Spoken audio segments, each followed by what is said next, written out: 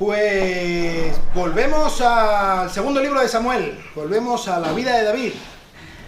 Después de un tiempo hemos estado en Santiago, vamos a seguir adelante desde donde dejamos el segundo libro de Samuel. Y ya que estoy poniendo esto en modo serie de película, de Netflix o algo, después del tráiler ahora, anteriormente en la vida de David, bueno, pues simplemente para ponernos un poco en contexto de qué es lo que había ocurrido hasta ahora en la vida de David, pues recordáis que David había sido escogido por Dios para reemplazar a Saúl como rey. Dios lo había ungido siendo un niño, cuando ni siquiera su padre contaba con él. Dios había rechazado a Saúl, a quien había ungido como rey, y ungió a David para que fuera rey, así que durante un tiempo fuimos testigos de esta guerra de los dos ungidos, en la que Saúl intentaba matar por todos los medios a David, y David el pobre intentaba escapar. Hubo incluso un par de veces en las que David, en dos momentos dados, tuvo la oportunidad de matar a Saúl, y no lo hizo. Y David intentaba por todos los medios bendecir y guardar, servir a Saúl como podía, pero era consciente de que Saúl estaba más allá de sus cabales y no iba a parar hasta que lo matara. Finalmente Saúl murió, y David lo lloró, y después de una guerra civil contra el hijo de Saúl, David llegó a ser rey sobre todo Israel. Y no solamente rey sobre todo Israel, sino que además lo que estábamos viendo en la última serie que estuvimos viendo de David, Dios bendijo a David, le hizo un pacto con él, le dio un linaje eterno que se sentaría sobre el trono de Israel. Dios bendijo a David con victoria sobre sus enemigos, y estuvimos viendo como allá por donde iba David, él iba teniendo victoria. David, que tomó como un pequeño reino tribal, y lo elevó hasta llevarlo a la categoría de imperio, destruyendo absolutamente, convirtiéndose en la fuerza dominante en todo el cercano oriente, más o menos en el momento en el que giraba el primer milenio antes de Cristo. David era la fuerza indiscutible en el cercano oriente. Y David estaba en la cima de su apogeo. David estaba en su momento de mayor gloria, de mayor bendición, en el momento más dulce de su vida. Y en el capítulo 10 estuvimos viendo las guerras amonitas, que es como lo máximo de la gloria de David. No sé si recordáis, Naas, el que había sido durante muchos años rey de Amón y amigo de David, rey de los amonitas, había muerto, y su hijo había aprovechado la benevolencia de David al enviarle sus condolencias al hijo de Naas para declararle la guerra, básicamente, a David. ¿Por qué declararle la guerra a David, que es la principal potencia dominante? ¿Cómo está tan loco? ¿Cómo están tan locos los amonitas? Pues porque ellos se habían aliado con los arameos en el norte, y por lo tanto habían formado una alianza para hacer como una pinza y acabar con David.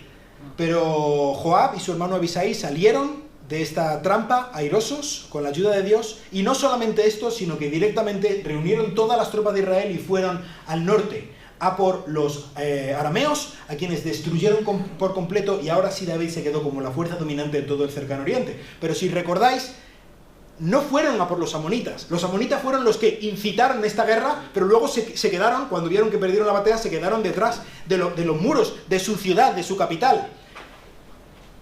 Pues ahora, lo que vamos a ver aquí, en el capítulo 11, después de que David hubo derrotado a los principales enemigos, los arameos en el norte, ya tenía las manos libres el ejército de David para ir y enfocarse específicamente en los amonitas. David no podía dejar la amenaza de los amonitas, que decíamos que eran vecinos inmediatos de los israelitas. No podían dejar a los amonitas ahí, a su libre albedrío, porque le atacarían, buscarían algún momento de debilidad y atacarían a los israelitas, así que querían ocuparse de eso. Y eso es específicamente el contexto en el que ocurre este capítulo 11. Vamos a leerlo. Segundo de Samuel, capítulo 11. Dice así: aconteció que en la primavera, en el tiempo cuando los reyes salen a la batalla, David envió a Joab con él a sus siervos y a todo Israel, y destruyeron a los hijos de Amón y sitiaron a Rabá. Pero David permaneció en Jerusalén. Y al atardecer David se levantó de su lecho y se paseaba por el terrado de la casa del rey. Y desde el terrado vio a una mujer que se estaba bañando. y la mujer era de aspecto muy hermoso. Mandó David a preguntar acerca de aquella mujer. Y alguien dijo, ¿no es esta Betsabé, hija de Eliam, mujer de Urías hitita?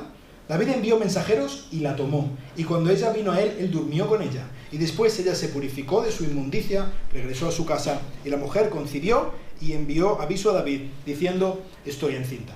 Después David envió decir a Joab, envíame a Urías hitita. Y Joab envió a Urías a David. Cuando Urías vino a él, David le preguntó por Joab, por el pueblo y por el estado de la guerra. Después dijo a David, a Urías, desciende a tu casa y lava tus pies. Salió Urías de la casa del rey, y tras él fue enviado un obsequio del rey. Pero Urías durmió en la entrada de la casa del rey con todos los siervos de su señor, y no bajó a su casa. Cuando se lo contaron a David, diciendo, Urías no bajó a su casa, David dijo a Urías, ¿por qué has venido, no has venido de hacer un viaje? ¿Por qué no bajaste a tu casa? Y Urías respondió a David, el arca, Israel y Judá están bajo tiendas, y mi señor Joab y los siervos de mi señor acampan a campo abierto. ¿He de ir yo a mi casa para comer y beber y acostarme con mi mujer? Por tu vida y la vida de tu alma, que no haré tal cosa. Entonces David dijo a Urías, quédate aquí hoy también, y mañana te dejaré ir. Y se quedó Urías en Jerusalén aquel día y el siguiente. Y David lo convidó a comer y beber con él, y lo embriagó. Y al anochecer Urías salió a acostarse en su cama con los siervos de su señor, pero no descendió a su casa. Y aconteció a la mañana siguiente que David escribió una carta a Joab y la envió por mano de Urías. Y en la carta había escrito, poned a Urías en el frente de la batalla más reñida y retiraos de él para que sea herido y muera. Así que cuando Joab asediaba la ciudad, puso a Urías en el lugar donde sabía que había hombres valientes. Y los hombres de la ciudad salieron y pelearon contra Joab, y algunos de los siervos de David cayeron, y murió también Urías hitita. Joab envió a informar a David de todos los sucesos de la guerra, y dio orden al mensajero diciendo, cuando hayas acabado de contar al rey todos los sucesos de la guerra, si sucede que el furor del rey se enciende y te dice, ¿por qué os acercasteis tanto a la ciudad para pelear? ¿No sabíais que dispararían desde el muro? ¿Quién mató a Abimelech, hijo de Jerobaal? ¿No arrojó una mujer sobre él una muela de molino desde lo alto del muro, de manera que murió en Tebes? ¿Por qué os acercasteis tanto al muro? Entonces dirás, también tu siervo Urías ha muerto. Partió, pues, el mensajero, y llegó e informó a David, y todo lo que Joab le había enviado decir. Y el mensajero dijo a David, los hombres prevalecieron contra nosotros y salieron al campo contra nosotros, pero los rechazamos hasta la entrada de la puerta. Pero los arqueros tiraron contra tus siervos desde la muralla, y algunos de los siervos del rey han muerto. Y también tu siervo Urías hitita ha muerto. Entonces David dijo al mensajero, así dirás a Joab, no tengas pesar por esto, porque la espada devora tanto a uno como al otro. Haz más fuerte tu combate contra la ciudad y destrúyela, y tú aliéntalo. Al oír la muerte de Urías, al oír la mujer de Urías que su marido Urías había muerto, hizo duelo por su marido. Cuando pasó el luto, David mandó traerla a su casa y fue ella su mujer y le dio a luz un hijo. Pero lo que David había hecho fue malo a los ojos del Señor. Vamos a orar. Señor, muchas gracias por este pasaje, por la sinceridad de este pasaje, que es más de lo que esperábamos, de lo que quizá querríamos saber acerca de David, pero si lo tenemos en la Biblia es porque es verdad. Y te pedimos que tú nos enseñes, Señor, que tú nos ayudes a tomar buenas decisiones en el día de hoy, a asomarnos un poco a la podredumbre de nuestra maldad, Señor. Haznos tomar buenas decisiones, haznos más sabios, Señor, por medio de tu Espíritu Santo. Llámanos en esta mañana, Señor, tócanos, en el nombre de Cristo. Amén. Pues allí estaban los israelitas asediando la ciudad de Rabá, la capital de los amonitas. Y cuando en este tiempo no estaban muy desarrolladas las armas de asedio, ¿no? Que quizá conocemos de películas en la Edad Media y cosas por el estilo, ¿no? Las catapultas y las torres para conquistar las murallas y cosas por el estilo, ¿verdad? Básicamente había dos maneras de tomar una ciudad.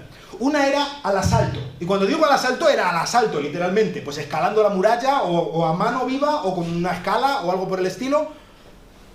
O si no era eso, pues era rendirla por hambre, era asediarla completamente, cercarla por todos sus lados para que nadie pudiera salir y entrar, que no pudiera entrar comida, y si no tenían acceso a agua, pues entonces menos duraría todavía la ciudad. Pero esas eran las dos maneras. Obviamente era mucho más fácil, era mucho más rápido asediarla, o sea, asaltarla y atacarla y tomarla igual un día estaba conquistada, pero era mucho más costoso, era mucho más arriesgado, necesitaba un plan mucho mejor. y lo que hicieron los israelitas fue sencillamente cercarla.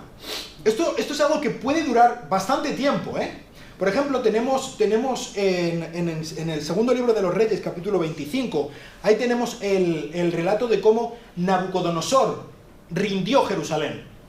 Y pues según vemos ahí, en los primeros 3 versículos, Nabucodonosor tardó 2 años al menos en rendir la ciudad de Jerusalén. Pues era lo que duraba, era el tiempo hasta que una ciudad ha acabado con todos los suministros, la gente ya ha desesperado lo suficiente, han muerto de hambre, quizá están comiéndose a los niños o alguna cosa por el estilo. Nosotros aquí, por ejemplo, tenemos el ejemplo dramático de los romanos en Numancia, ¿verdad? Que después de varios años terminaron comiéndose los unos a los otros hasta que al final, pues básicamente un atajo de huesos se rindieron, que ya no quedaba nada, pero era la manera en la que lo hacían.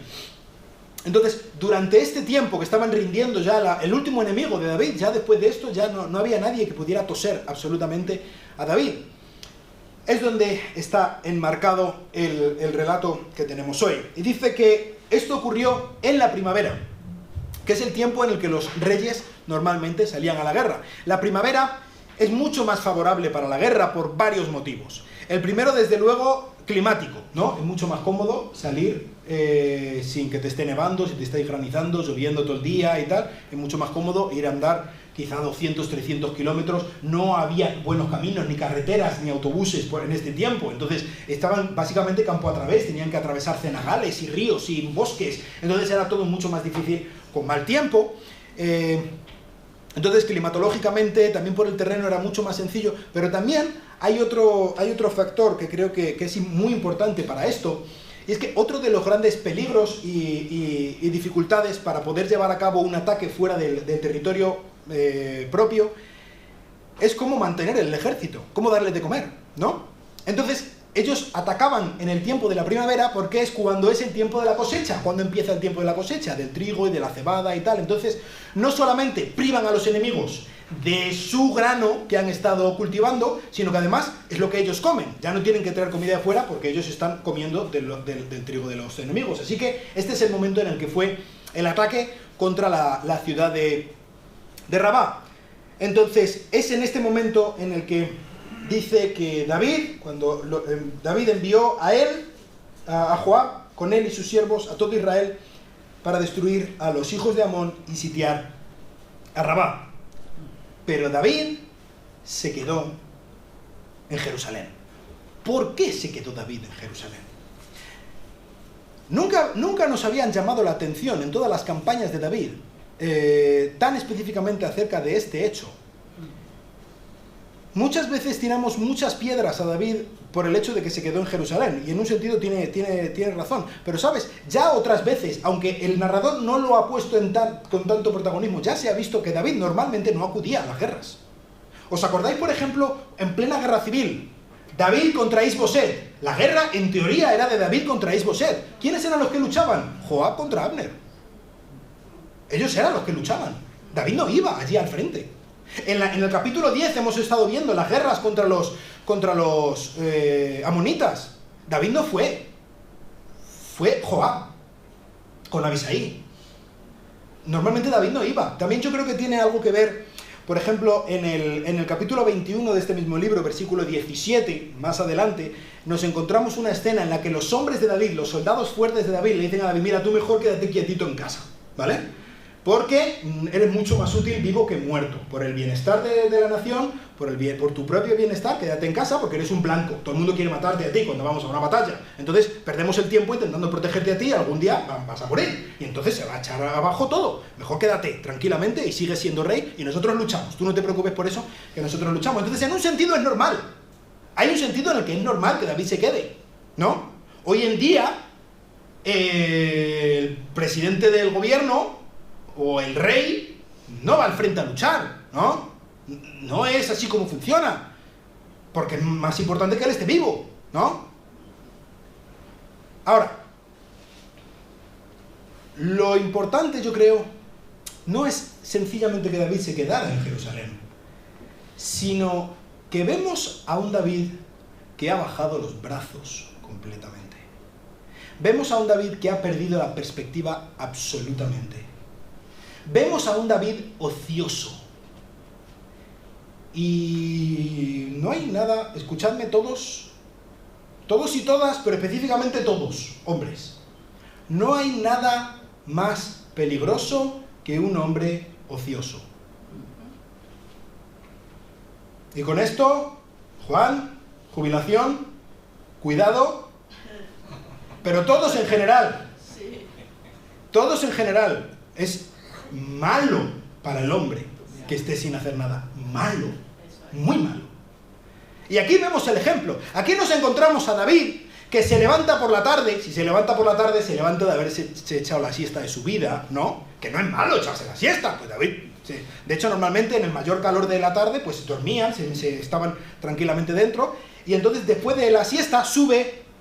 Las casas de los israelitas tenían lo que aquí se llama el terrado. Tenían el piso de arriba, era básicamente como si fuera una azotea lisa, como un balcón grande, para poder disfrutar de la brisa por la tarde, para poder respirar un poco de los calores sofocantes que hace allí. Entonces era lo normal que salían, cuando ya empieza a bajar un poco el sol, salían ahí para estar un poco más desahogados y poder respirar, ¿no? Pues según estaba allí David, después de haberse echado la siesta, se levanta, se levanta a dar un paseo. No vemos a David como que esté muy ocupado, ¿no? Que esté muy preocupado por las cosas. Y entonces, desde la casa de David, que estaba en la cima, en la parte más alta de la fortaleza jebusea, se veía todo Jerusalén. Y entonces David vio algo. ¿Y esa señora que está ahí bañándose? Vaya señora que está ahí bañándose.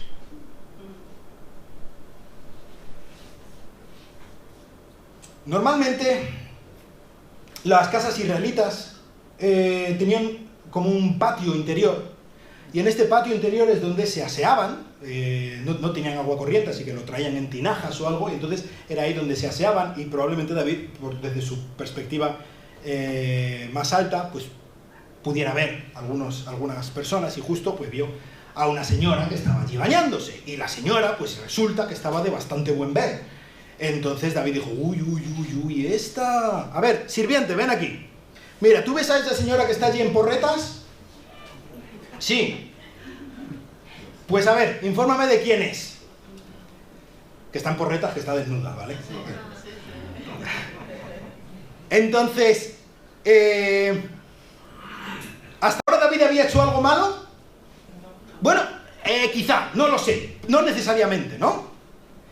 Que un hombre vea a una mujer guapa y se sienta atraído hacia una mujer guapa, pues es una cosa natural, ¿no? Quizá David miró más de la cuenta, o no lo sé, eso ya no lo sé. Que un hombre pregunte, se interese por saber más de una mujer guapa, porque tiene interés en una mujer guapa, en sí no es malo, es bueno, es natural, así nos ha hecho Dios, ¿vale? Hasta ahí no hay nada malo necesariamente. Quizá entramos un poco en terreno gris porque no sabemos exactamente qué es lo que pasó por la mente de David. Bueno, quizá un poco sí lo sabemos, ¿no? Lo que pasó por la mente de David. Pero bueno, le vino el mensajero que había enviado a ver quién es esa señora tan hermosa que estaba bañándose, y le dijeron, mira, esta señora se llama Betsabé. Betsabé. Qué nombre tan sugerente, ¿verdad? Betsabé. Muy bien. Mira, esta señora es hija de Eliam. Eliam a nosotros no nos suena de nada, pero a David le sonaba. Eliam lo tenemos en este libro, en el capítulo 23, versículo 34, uno de los mejores guerreros de David. Era Eliam, el padre de Betsabé. Eliam, hijo de Aitofel Gilonita. Eliam, hijo de Aitofel. O sea que, vale, sí, conozco a su padre. Pero es que también conozco a su abuelo, Aitofel. De hecho, capítulo 16, versículo 23, dice que el consejo de Aitofel, que Aitofel daba en aquellos días, era como si uno consultara la palabra de Dios. Así era considerado todo consejo de Aitofel, tanto por David como por Absalón. Entonces, su padre es uno de mis mejores guerreros. Su abuelo es el consejero en quien yo más confío. Menudo linaje, ¿no? Esta es para mí. Esta es maravillosa. Bueno, hasta ahora no necesariamente tiene por qué haber hecho nada malo. ¿Le parece bien? El linaje y tal. Ahora viene el tema. Ahora viene el kit de la cuestión. Es esposa de Urías, hitita. Urías es uno de los 30 guerreros de élite de David, uno de los mejores guerreros, más fieles, más fieros, que daban su vida por el rey. Segundo de Samuel, capítulo 23, versículo 39. Todo lo que ocurrió a partir de ahora era una rebelión flagrante de David, en un sentido, contra su padre, el padre de Betsabé, contra el abuelo de Betsabé, contra el marido de Betsabé, contra Betsabé misma, una familia que iba detrás de él, que eran aliados, que eran amigos, que eran sirvientes fieles. Pero sobre todo, era una afrenta, era una rebelión en contra de su Dios.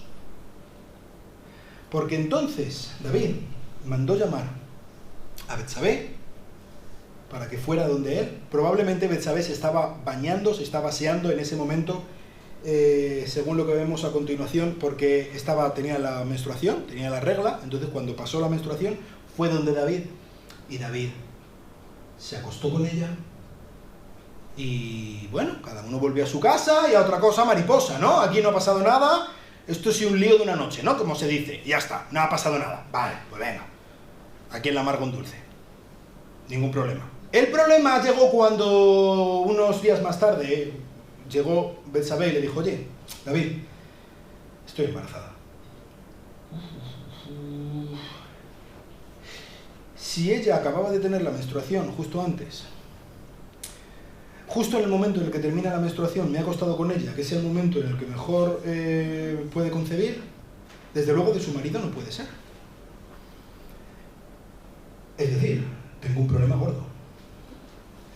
Entonces David empezó a hacer planes y cábalas. Y David, como sabemos, era una persona muy inteligente, tenía buenos planes cuando estaba en una situación de crisis, y esta, desde luego, era una situación de crisis. Así que, mensajero, dile a Joab que me traiga a Urías hitita ahora mismo. Necesito que venga aquí Urías hitita ya. Y lo quiero para ayer. Y Urías fue corriendo. Supongo que estaría pensando: ¿qué pasa? ¿Qué quiere el rey? ¿Algo estará pasando? ¿Algo grave? No sé. ¿Qué ocurrirá? Entonces, cuando llega allí Urías, uno de los mejores guerreros de David, que le llama el rey, pues algo grave estará pasando. Y llega allí Urías, y poco más o menos que el rey le dice: ¿qué tal la familia? ¿Qué tal? Bien. El tiempo bien, ¿no? ¿Has cenado bien ayer? Bien. Venga, pues vete a tu casa. Le preguntó qué tal iba la guerra. Eso lo podría haber sabido David por cualquiera de los corredores que iban y venían constantemente. No tiene por qué al llamar a uno de los mejores hombres para que le diga qué tal va la batalla. No tiene. ¿Para qué quiere David? Tú vete a tu casa. Tú vete a tu casa. Específicamente le dice: desciende a tu casa y lava tus pies. Y cuando le dice que lave tus pies, es que disfrute de la hospitalidad de su esposa en su casa. Todos sabemos lo que está queriendo decir, ¿no? No hay mucho margen de error. Pues Urías se dio la vuelta y desobedeció la orden del rey. En lugar de irse a su casa a acostarse con su esposa, se quedó a la puerta del palacio del rey y durmió con los siervos que dormían allí al raso a la puerta del palacio del rey. David pensaba que su plan maravilloso había resuelto la situación, que su problema se había acabado. Pues bien, vinieron a decirle: oye, rey, Urías no ha vuelto a su casa. Tú le dijiste que fuera a su casa, pero no ha ido a su casa. Se ha quedado a dormir aquí a la puerta de tu casa. Ni ha pisado, no ha visto a su esposa. Y David mandó llamar a Urías y le dice, versículo 10, ¿no has venido de hacer un viaje? ¿Cuántos meses llevas sin ver a tu esposa, Urías? Pero tú, ¿por qué no bajaste a tu casa? Un poco, en un sentido, era una crítica a la virilidad de Urías. ¿Tanto tiempo llevas tú sin ver a tu esposa? ¿No tienes ganas de ver a tu esposa, Urías? ¿O qué pasa contigo? ¿Qué problema tienes tú? En un sentido, David estaba intentando presionar a Urías a que se dejara en paz de remilgos. ¿Sabéis? Urías no estaba desobedeciendo a David.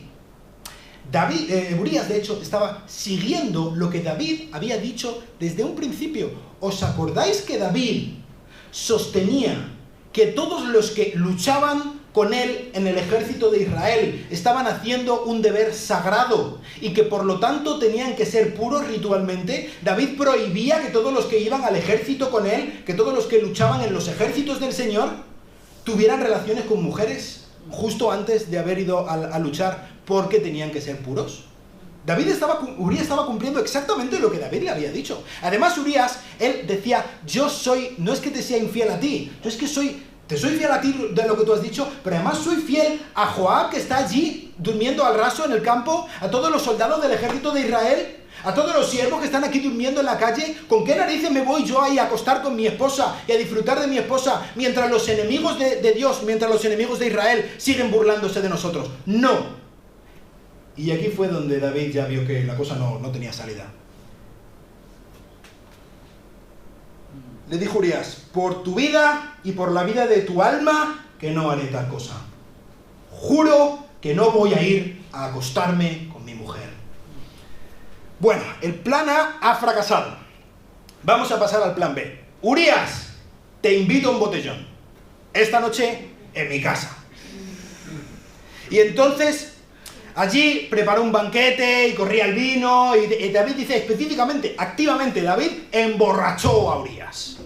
Él quería que el alcohol fluyera por sus venas y que le desinhibiera y que se dejara en paz de todas estas historias. Hombre, tú vete a lo que tienes que hacer. No te tira el tema. Pues venga. Fíjate, no solamente es que, Urías dice que es hitita. Hitita no es porque fuera de un pueblo de Efraín que se llamara Hitos o algo por el estilo. No, hitita era de los hititas, de un pueblo extranjero, era pagano, Urías, lo que hoy en día es Turquía, más o menos. Fijaos que un pagano, probablemente converso al judaísmo, Urías, era más íntegro que el gran rey de Israel. Pero no solamente eso, es que un pagano borracho era más íntegro que el gran rey de Israel. Fijaos cómo está cayendo David, a plomo. Durante 2 días, David emborrachó a Urías e intentó embuzarle para que fuera donde su mujer. No tuvo éxito, no lo consiguió. Cuando vio que este plan no funcionaba, pasó al plan C. Y es que David se vio de bruces, cara a cara con la realidad. Lo que había hecho David no solamente era adulterio, además había usado su posición para forzar a una mujer para acostarse con ella, había usado su posición para engañar a su marido, para intentar cubrir las consecuencias de lo que él había hecho. David era digno de muerte por lo que había hecho. Y quizá en otros pueblos el rey estaba por encima de la ley, pero eso no ocurría en Israel. En Israel el rey tenía que someterse a la ley de Dios. Así que David se vio en una disyuntiva muy complicada. Mi vida, por lo que he hecho, está en juego ahora mismo. Pero hay una persona que es la única persona que podría acusarme. Esa persona se llama Urías. Así que si yo acabo con Urías, se acaba el problema. Mi vida ya no está en juego. Y a otra cosa mariposa, ¿no? Fijaos, vamos a reformular un poco esta disyuntiva de David, para que veáis que las cosas se pueden poner mucho más favorablemente. En un lado tenemos a un pagano que ayer por la tarde ha entrado en la casa de Israel. Pagano que no le importa a nadie, ¿no? Y en otro lado de la balanza, tenemos al ungido, al Mesías de Israel, al gran rey. Ahora que la balanza, esta decisión es mucho más fácil, ¿verdad? Pues Urías lo mandamos a freír espárragos directamente, ¿no? Así que eso hizo David. Él hizo una carta para Joab, se la dio a Urías para que él se la llevara a Joab, que era el comandante del ejército, y sin saberlo Urías regresó a Rabá con la sentencia de muerte, con su propia sentencia de muerte en la mano. Cuando llegó donde Joab, le dio la carta, David le había dicho, lleva a Urías a donde le vayan a matar y que lo maten. Probablemente, recordáis que no había necesidad de ningún ataque, no era necesario. Ellos estaban en una posición de ventaja, solamente querían rendir por hambre la ciudad, ya está, no necesitaban hacer nada más. Pues hubo una emboscada, un pequeño ataque de los amonitas, salieron al encuentro de ellos un grupo entre los que estaba Urías. Probablemente les mandó Joab que fueran hasta la misma puerta de la ciudad y allí cayó con una flecha Urías, el marido de Betsabé, y el problema de David se había resuelto. Cuando llegó las noticias a Joab, le mandó un mensajero, Joab, a David, y le dijo, mira, tú cuéntale a David lo que ha pasado. Si tú ves que David se enfada por alguna cosa, tú simplemente dile, Urías hitita se ha muerto, verás qué contento se pone. Vale. Entonces fue el mensajero donde David y le contó lo que había ocurrido, bastantes pormenores, le contó de lo que había ocurrido, y cuando le dijo que había muerto Urías hitita, David incluso, bueno, lo primero, intentó consolar a Joab, le dice, no tengas pesar por esto, no pasa nada, esto pasa hasta en las mejores familias. Y luego incluso se pone filosófico a citar refranes antiguos, porque la espada devora tanto al uno como al otro. Entonces tú no te preocupes por esto, de verdad, no pasa nada, como si no hubiera pasado. Tú rinde a la ciudad y ya está, y no pasa absolutamente nada. No te preocupes. ¿Qué le ha pasado a David?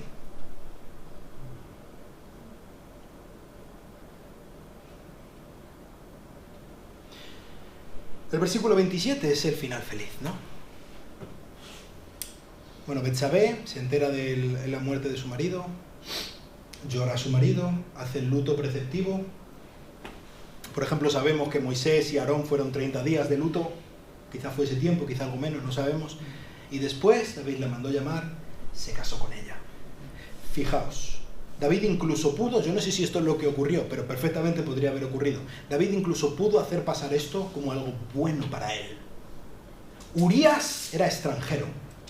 Por lo tanto, no había nadie, no había ningún hermano que pudiera casarse con Betsabé para el matrimonio de levirato, para sacar adelante la familia. Así que David, generosamente, a uno de sus hombres, él se casó con su esposa para redimir su familia. Él fue el pariente redentor de su familia, para cuidar de la viuda, para cuidar del bebé que nacería, para protegerlos. ¡Qué bueno es David!, ¿no? Madre mía, este es el gran rey de Israel, este tío es un fenómeno.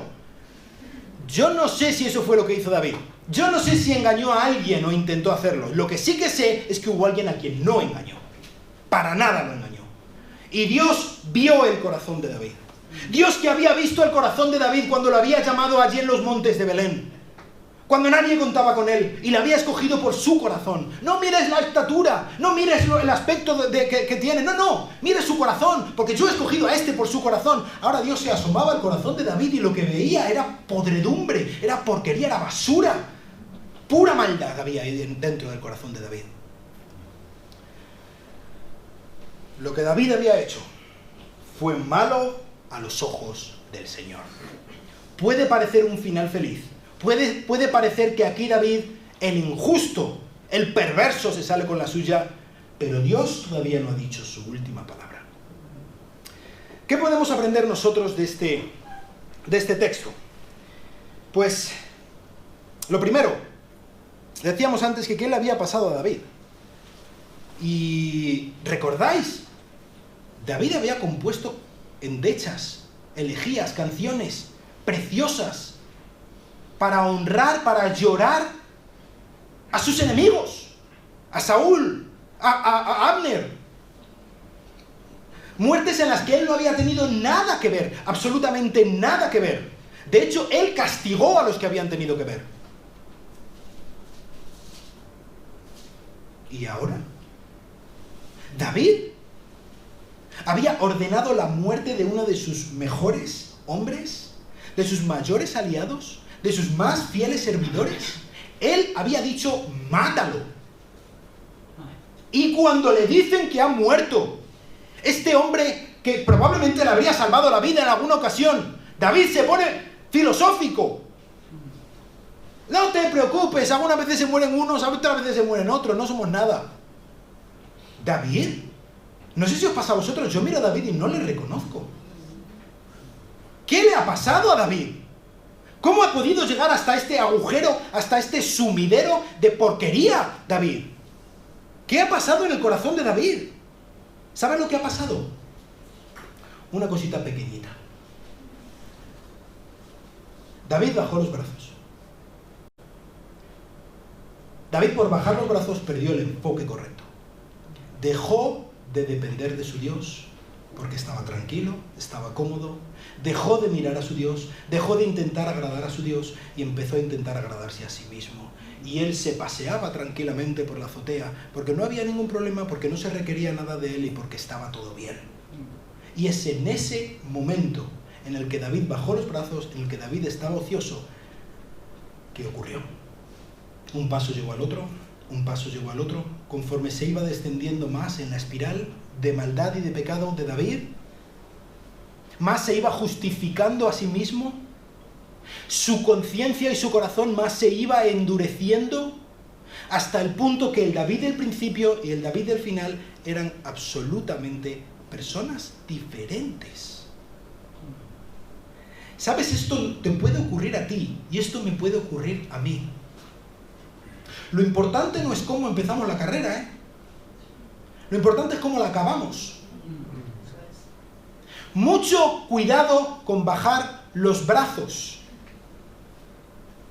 Mucho cuidado con un pecadito pequeño que no le importa a nadie. El pecado, como decíamos el otro día, es como el cáncer, que mata porque se expande, porque se extiende.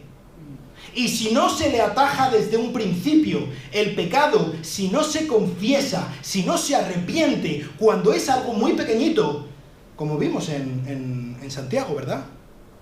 Al final se vuelve una masa destructiva que te come. Y en un principio no es peligroso, no parece algo muy grande, pero eso es lo malo, ese es el peligro de las trampas, ¿recordáis? Una trampa es peligrosa porque no la vemos. Si la viéramos, no sería peligrosa. Y si yo viera la trampa que está aquí, pues doy la vuelta por aquí y sigo tan tranquilo y no ha pasado nada. El problema de la trampa es que no se ve. Y nosotros, en nuestro pecado, estamos especialmente corrompidos para no verla y para ir y caer en la trampa. Tenemos que tener mucho cuidado. Vivimos en una sociedad que no gusta la palabra pecado, pues el pecado existe y tú y yo vivimos específicamente orientados hacia el pecado. Es una lucha y no podemos bajar la guardia, no podemos bajar los brazos. Específicamente algo que ataja en este texto y algo en lo que nosotros vivimos en una sociedad, lamentablemente, mucho peor que la de David. Es que nosotros estamos en una sociedad hipersexualizada. Vivimos en una sociedad en la que incluso para ir a comprar un bote de Colacao está el trasero de una señora ahí pintado. Es que cualquier cosa, es prácticamente imposible encender la televisión a cualquier hora del día y que no te salga una señora con un escote casi que le baja hasta los pies. Es prácticamente imposible. Y para nosotros, hombres, aquí David es el protagonista, es un hombre, y no sé si todos, pero sí sé que casi todos, y sí sé que yo estoy en ese caso, luchamos con lo que vemos, somos muy visuales, y vivimos en un mundo que es una trampa en sí misma. Debemos ser drásticos en esto. Tan drásticos como dice Jesús: si tu mano te es ocasión de caer, te cortas la mano. Y sin pedir perdón, te cortas la mano. Y si ver la televisión te es ocasión de caer, pues deja de ver la televisión. Y si encender el ordenador te es ocasión de caer, pues apaga el ordenador. Hay algunos programas, algunos filtros por los que se puede mirar a ver, controlar un poco de qué es lo que miras por internet.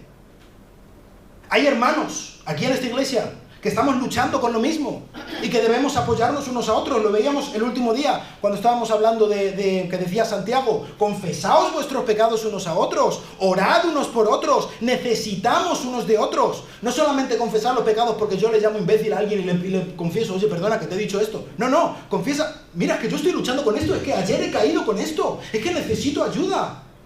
Tener a alguien a tu lado, tener a un camarada a tu lado luchando, levantándote cuando caes, es necesario, lo necesitamos. Vivimos en una sociedad que es una trampa y debemos ser conscientes y tener las antenas puestas. A mí por lo menos me pasa, solamente de ir a llevar a las niñas con el coche de mi casa al colegio, ya hay como 4 o 5 señoras desnudas que veo, todos los días. Tenemos que tener mucho cuidado. Tenemos que apartar la vista. La segunda mirada es la mala. Si ves algo, deja de mirar. Porque eso enseguida en nuestra mente empieza a cavilar, empieza a funcionar. Y no debemos proveer para nuestras lujurias, como dice Pablo.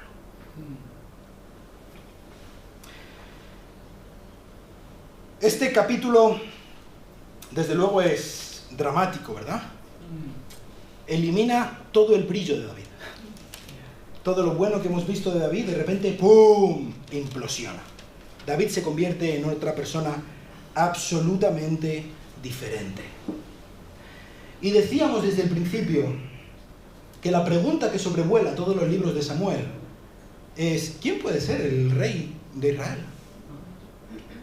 Hemos visto que Saúl no, pero David sí, ¿no? David era el buen rey. David era conforme al corazón de Dios, era el que hacía las cosas bien, tomaba buenas decisiones, buscaba la dirección de Dios. ¡Qué buen rey era David! David, ¿qué te ha pasado, David? David no es el rey que Israel necesita. Pero sabes, David apunta al rey que Israel necesita. Porque el rey que Israel necesita es el hijo de David. Y no solamente eso, el rey que tú y yo necesitamos es el hijo de David, es Jesucristo. Amén. Él es el que a quien merece la pena seguir. Él es el que ha luchado, ha sido tentado en todo, pero sin pecado. Él es nuestro hermano mayor en quien nos podemos agarrar. Él es a quien la Biblia una y otra vez nos dice que tenemos que parecernos a Él, intentar ser mucho más de Él, vestirnos de Él, disfrazarnos de Él. Igual que salen, yo qué sé, si te gusta algún artista y llega en Halloween o algo y te disfrazas de ese artista. No, yo de quien me quiero disfrazar es de Jesús. Y yo quiero que la gente cuando me vea a mí, vea a Jesús, pero no como una cosa de broma, que esa sea mi identidad. Yo quiero ser como Jesús. Él es el rey a quien merece la pena seguir. Él es el rey a quien merece la pena poner toda nuestra lealtad a sus pies, porque al contrario de lo que ocurría con David, Jesús no va a traicionar nuestra lealtad. Jesús es a quien debemos seguir para llegar a ser quienes debemos ser. Pero hay otra manera en la que vemos también a Jesús en este texto, una manera desde luego no tan feliz, y es en Urías. Urías no quiso, pero sabes, Urías fue el que en un sentido cubrió el pecado de David. Urías es el que murió para que David no tuviera que morir. Urías no quiso, como dijo. Hay mucha distancia de por medio. Pero nuestro Señor Jesucristo, fíjate, nos poníamos antes la disyuntiva entre David y Urías. ¿Quién iba a morir? Fíjate, ahora no es el ungido del Señor contra un extranjero. No. Ahora es el Dios del universo, el Creador, el Señor de los ejércitos celestiales, el justo, el santo, está en un lado de la balanza. Y en el otro lado de la balanza estoy yo, un pecador, un rebelde, un mentiroso, un pordiosero a las puertas del rey, que no merece absolutamente nada. Y yo no he tenido que decidir nada en esta disyuntiva, porque el gran Dios ya ha ido y ha puesto su vida voluntariamente por cada uno de nosotros. Ahora, la disyuntiva que tenemos nosotros por delante, esta es muy seria. ¿Qué vamos a hacer? El perfecto, el santo, ha muerto en nuestro lugar. para que tú y yo podamos tener vida eterna, pero también vida aquí, vida de verdad. Jóvenes, ¿queréis tener una buena vida de verdad? ¿Queréis disfrutar la vida que debéis vivir? Con un propósito maravilloso. Aceptad este regalo que Dios os da. En Cristo, en Jesús. Si hay alguien aquí que nunca ha puesto su confianza en Jesús, hoy es el momento. Mañana puede ser tarde, ¿eh?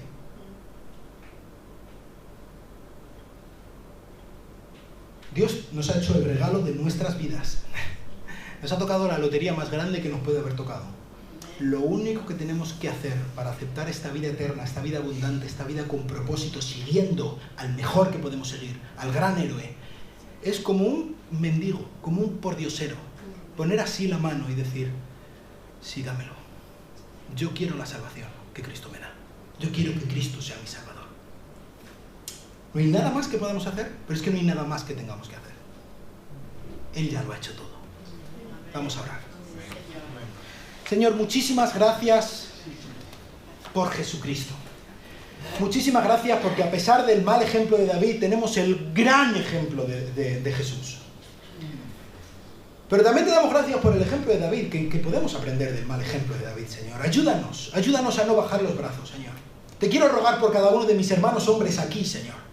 Que tú nos ayudes a tener la mente de Cristo, Señor. Que tú nos ayudes a luchar en contra de nuestra tendencia pecaminosa, Dios. Que tú nos ayudes a agarrarnos a nuestro hermano mayor, al que ha derrotado al infierno y a la muerte, Señor. Ayúdanos a acudir al trono de gracia, Señor.